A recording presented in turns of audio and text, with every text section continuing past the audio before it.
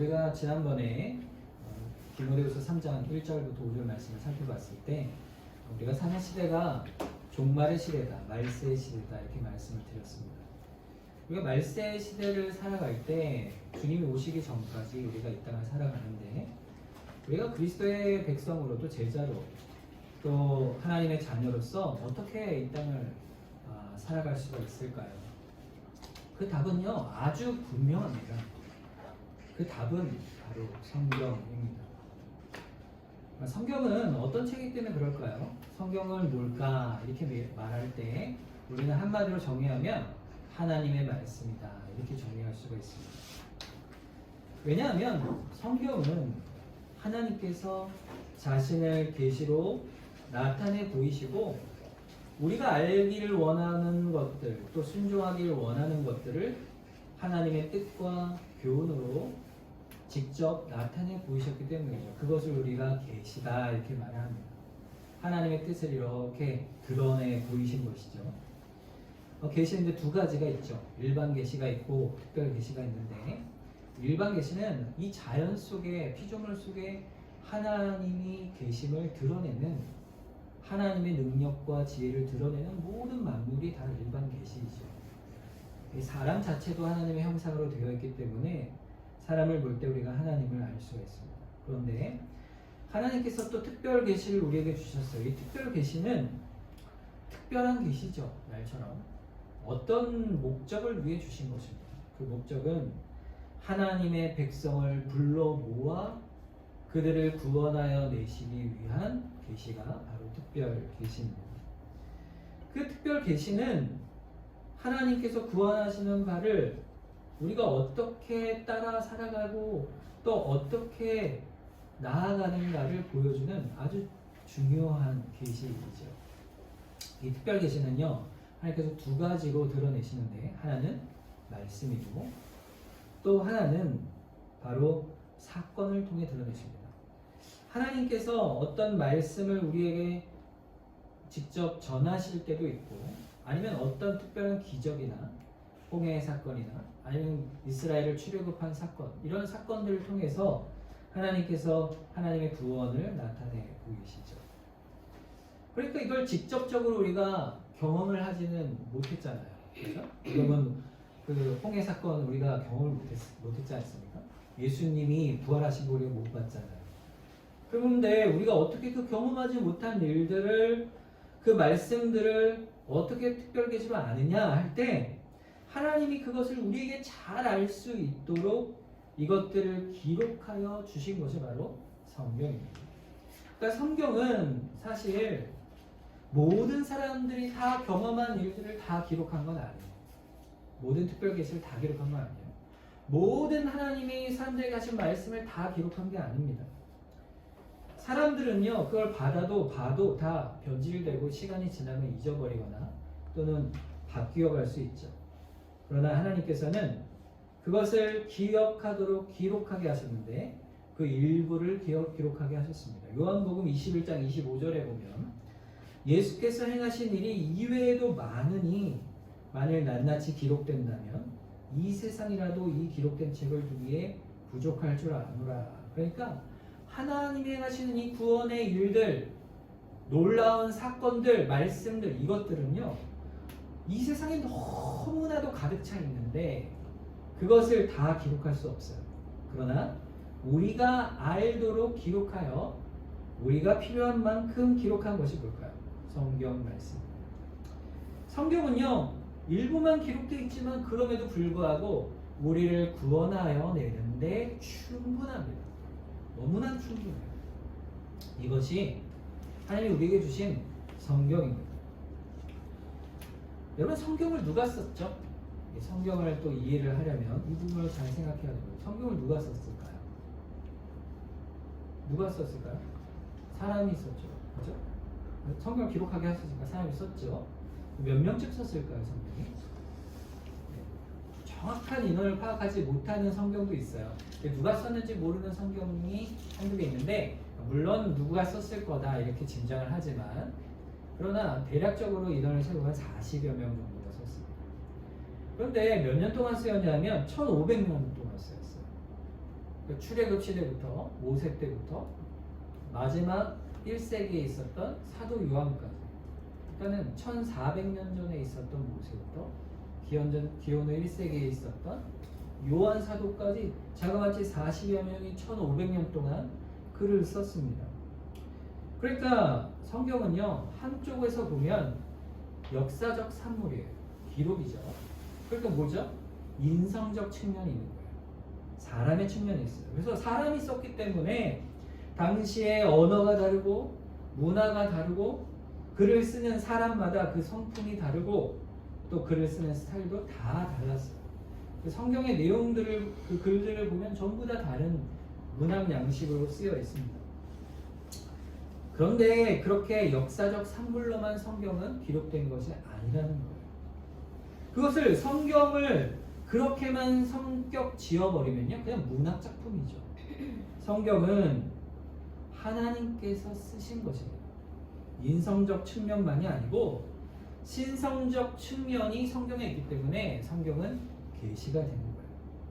그래서 우리는요, 이거를 잘 이해해야 됩니다. 성경은 누가 썼습니까? 사람이 썼습니다. 그러나 또 누가 쓰셨다고요? 하나님이 쓰셨어요. 그러면 이렇게 생각할 수 있죠. 아까 계시가 뭐라 그랬어요?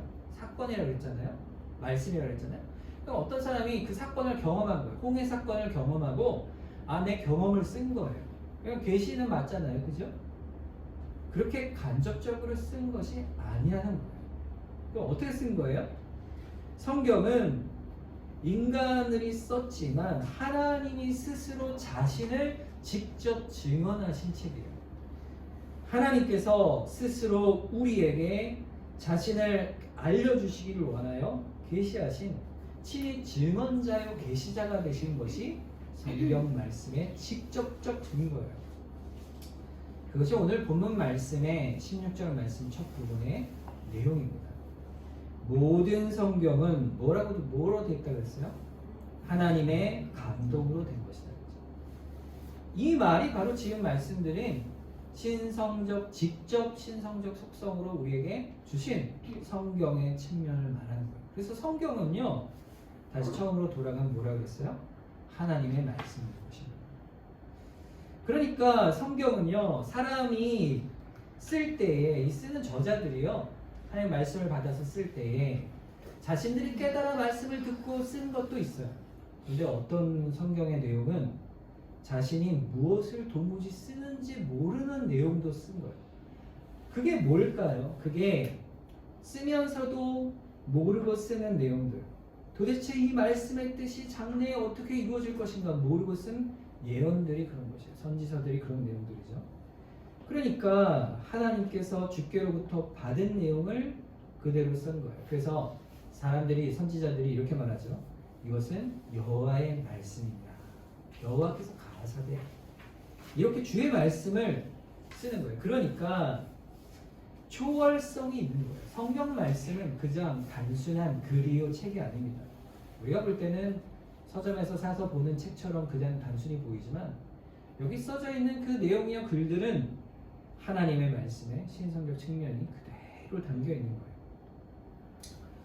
그래서 하나님께서는 사람을 통하여 사건과 말씀을 계시하셔서 하나님 자신이 그들을 직접적으로 일하게 하셔서 그들에게 감동을 주셔서, 영감을 주셔서 그들이 하나님의 말씀을 특별하게 계시로 기록하도록 하신 것입니다.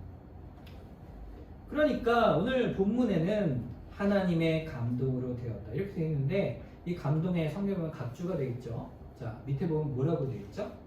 감동이 영감 이렇게 되어 있죠. 감동이 뭐고 또 영감이 뭘까? 이 원어의 의미를 보면요, 하나님께서 입으로 숨을 불어넣으셨다 이런 뜻이에요. 이 단어가 감동 하나로만 된 게 아니고요, 하나님의 감동으로 된 것이 한 단어예요. 하나님의 감동으로 되었다. 이 말을 원어적 의미로 번역해 보면요, 모든 성경은 하나님께서 숨을 불어넣으셨다 이런 뜻입니다.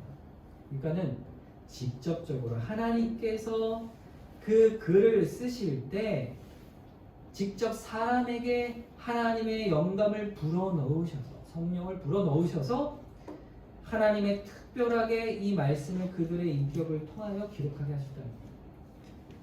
자, 이것을 우리가 이해하려면요, 성경의 이런 독특함을 이해하려면 예수님을 이해하면 돼요. 예수님이 어떤 분이신지 알면 돼요.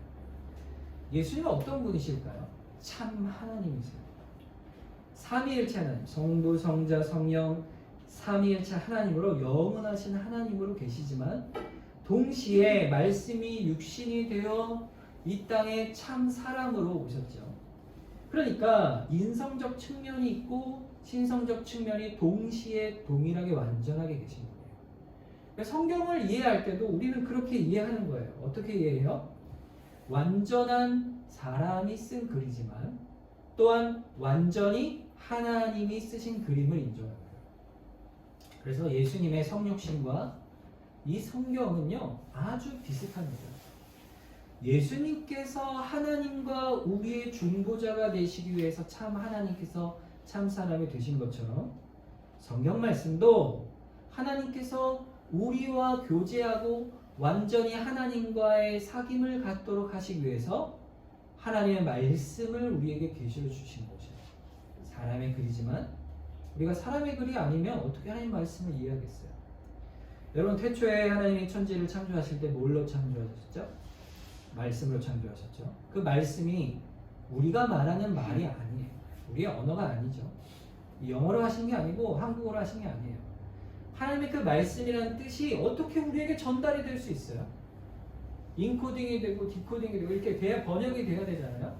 그런데 그게 우리에게는 바로 하나님이 우리에게 성경 말씀으로 주신 것이에요. 자, 그러면 보세요. 예수님이 어떤 분이신지를 보면 더욱더 분명하게 성경의 성격을 알 수가 있습니다. 자, 예수님은 사람이셨어요. 그럼 예수님이 사람이실 때 오류가 있으셨을까? 어떻게 생각하세요? 예수님이요, 고난을 겪으셨잖아요. 병도 걸리셨잖아요. 굶으면 배가 고프고 심지어 어떻게 됐었습니까? 고난을 받아 죽기까지 하셨죠. 그분이 우리의 예수님이세요. 인성을 완전히 가지고 계세요. 그러나 반면에 신성적 측면도 가지고 계시죠.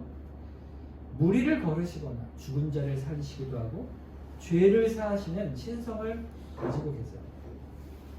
자, 그러면 우리가 성경을 볼 때에 예수님처럼 생각한다는 것은 그러면 예수님이 이 땅에 계실 때 배도 고프고 아프시기도 하고 죽기까지 하셨으니까 성경도 그런 것도 있겠지. 성경도 분명 오류가 있을 거야. 이렇게 생각할 수가 있겠죠.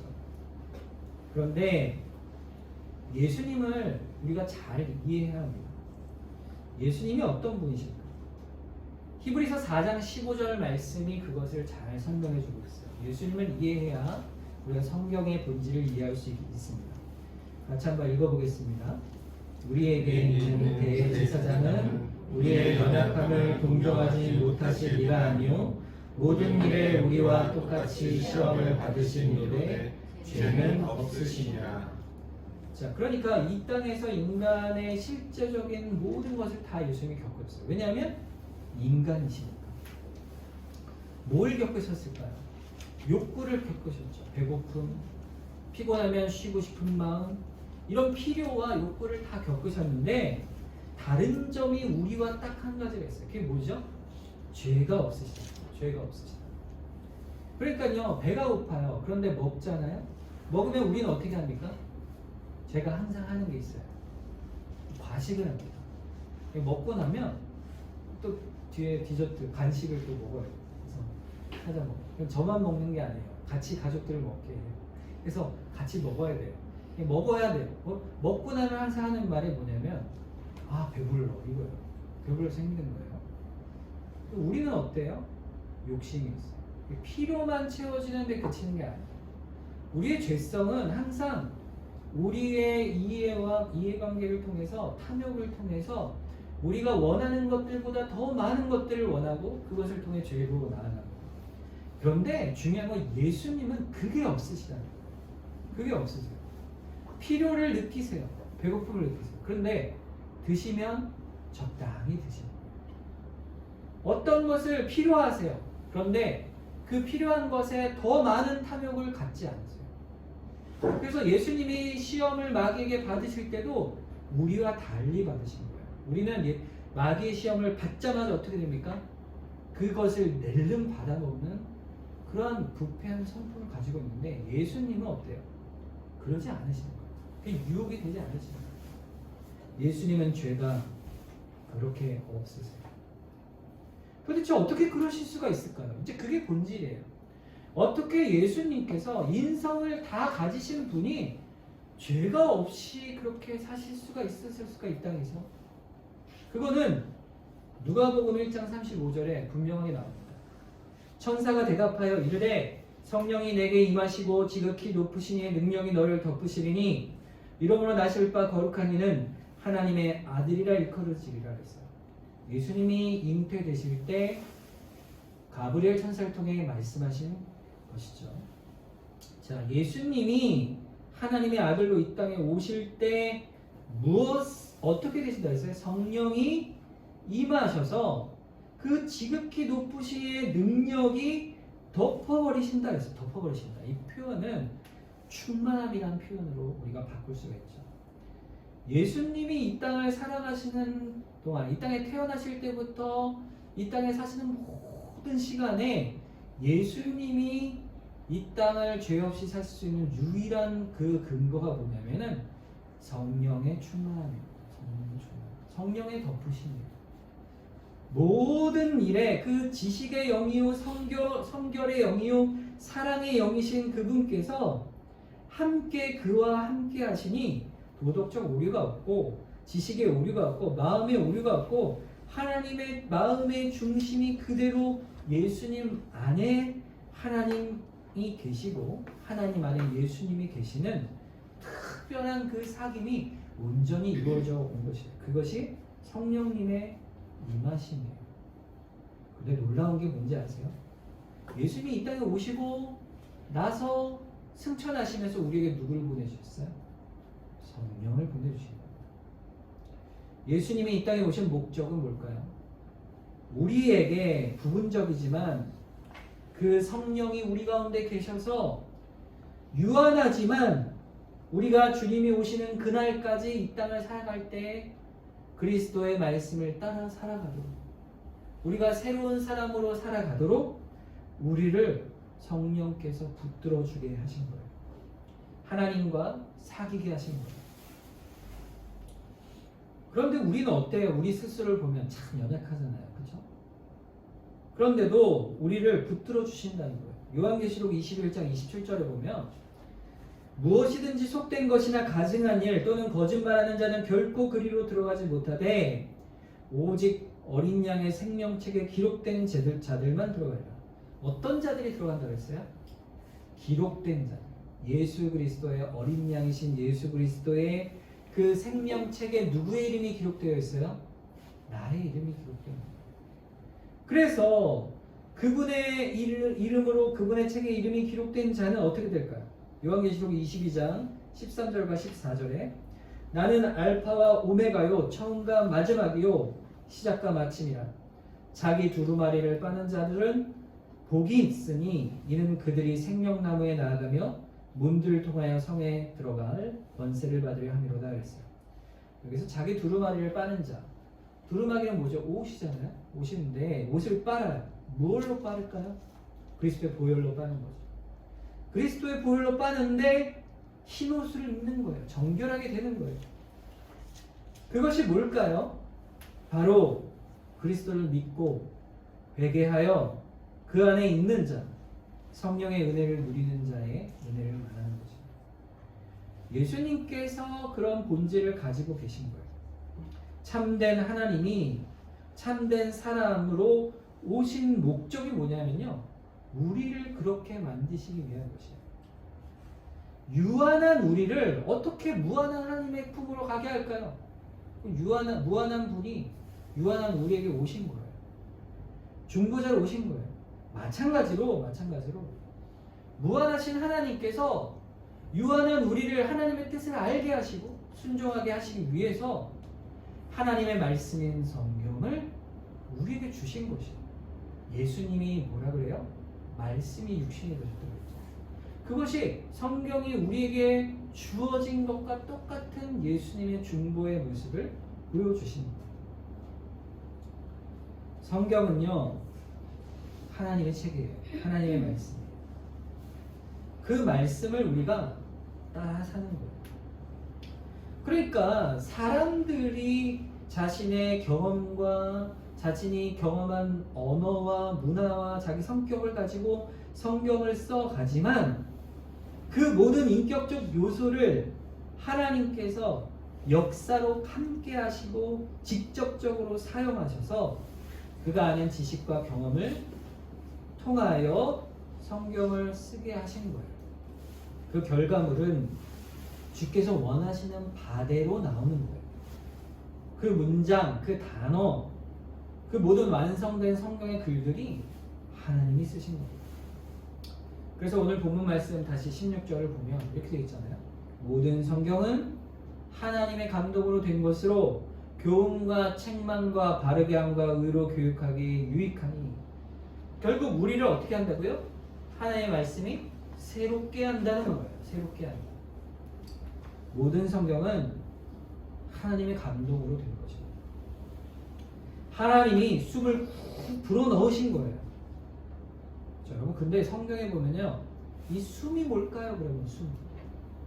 예수님이 부활하신 후에 제자들을 향해서 이렇게 말씀하셨습니다. 요한복음 20장 22절에 이 말씀을 하시고 그들을 향하여 숨을 내쉬며 이르시되 성령을 받으라. 하나님의 말씀은요, 성령이 역사하시는 거예요. 성경 말씀이 우리에게 오는 방법은요, 성령의 은혜예요.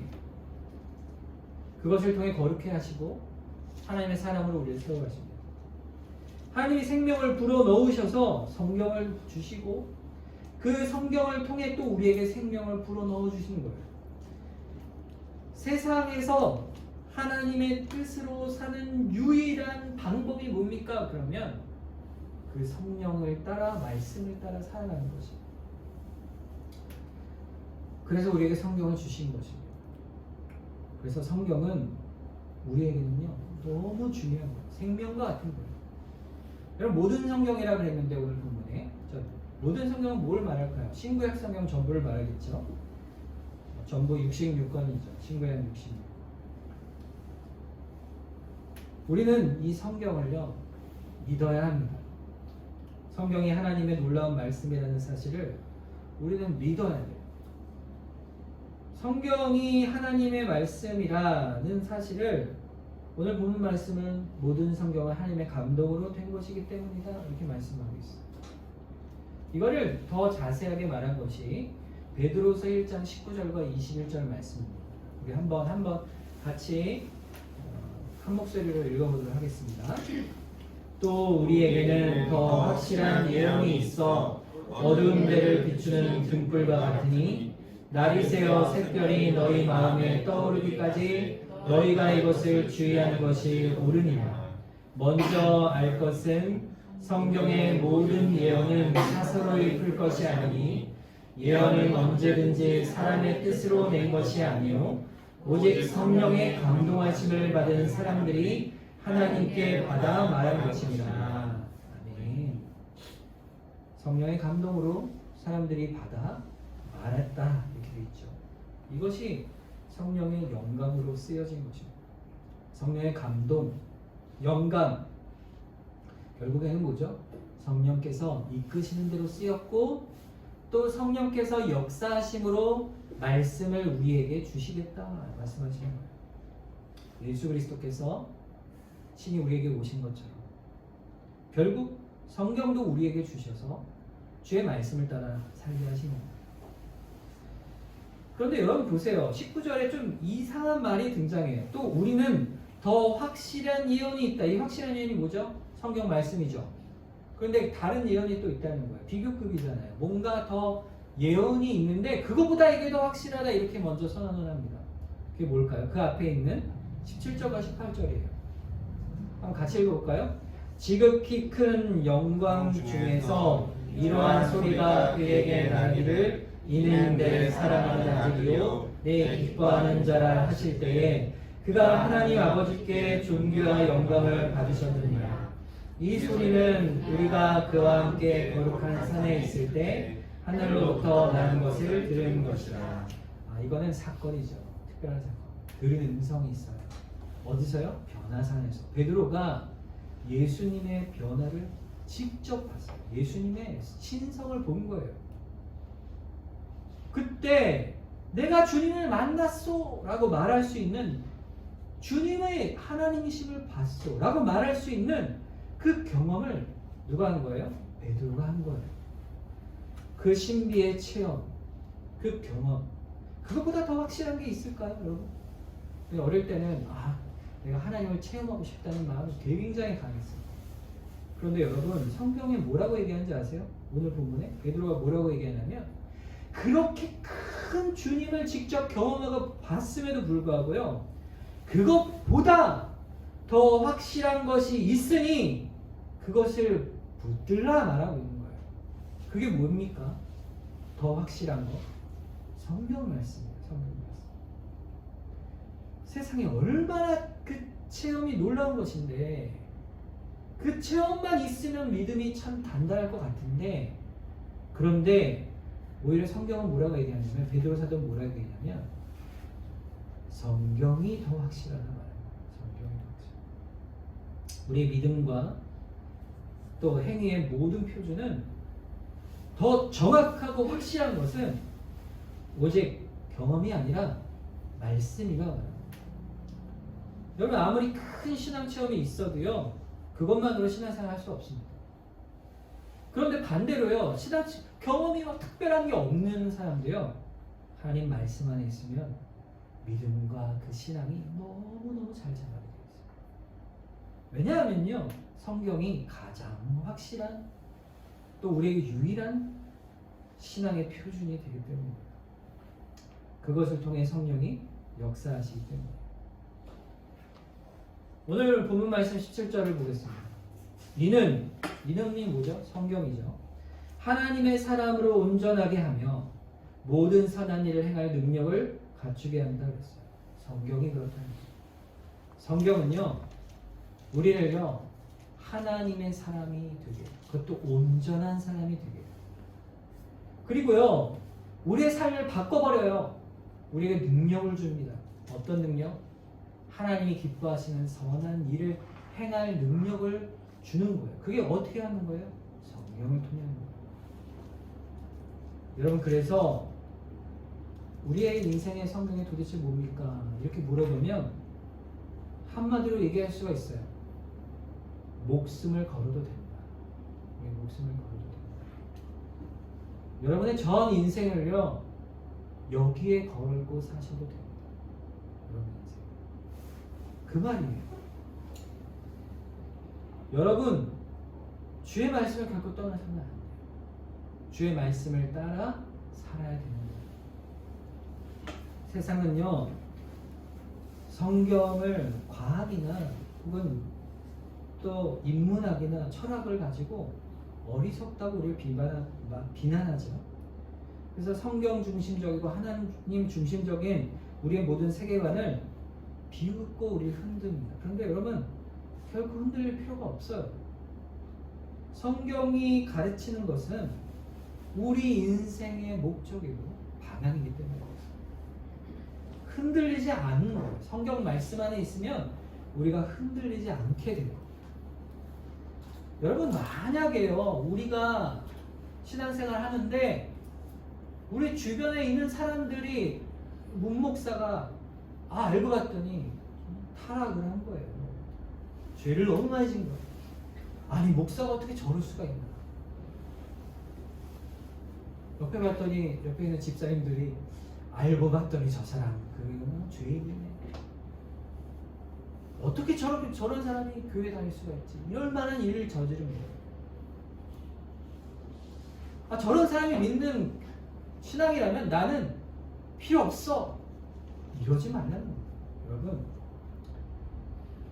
어떤 사람이 그런다 할지라도요, 성경은 놓지 마세요. 심지어 교회가요, 교회가 다 타락하고 기독교가 다 타락해도요, 성경은 오직 하나님의 말씀입니다. 여러분은 성경을 믿고 신뢰하여 나아갑니다. 이 말씀을 잘 배우고 잘 깨달아 하나님을 섬기고 예배하는 것이 어떤 것인지, 영광 돌리는 것이 어떤 것인지를 우리가 그 교훈을 깨달아 알고 살아가면 우리가 살아가는 이 나그네 인생 종말의 시대에 어떤 회방과 우리를 흔들어 놓는 시험이 닥쳐온다 할지라도요, 우리는 흔들림 없이 주를 향해 끝까지 나아갈 수 있게 되는 능력을 얻게 됩니다. 그것이 성공적인 인생이에요. 그 인생을 우리가 살아갑니다. 그 인생을 우리가 살기를 결단하는 것입니다. 그 결단으로 우리가 이번 주간부터 리딩 지저스 성경 통독을 시작합니다. 여러분 성경을 통독할 때요, 여러분 어떤 마음으로 우리가 성경을 읽어야 되냐면 이것이 내 인생이다 이렇게 생각하시고 성경만이 살 길이다.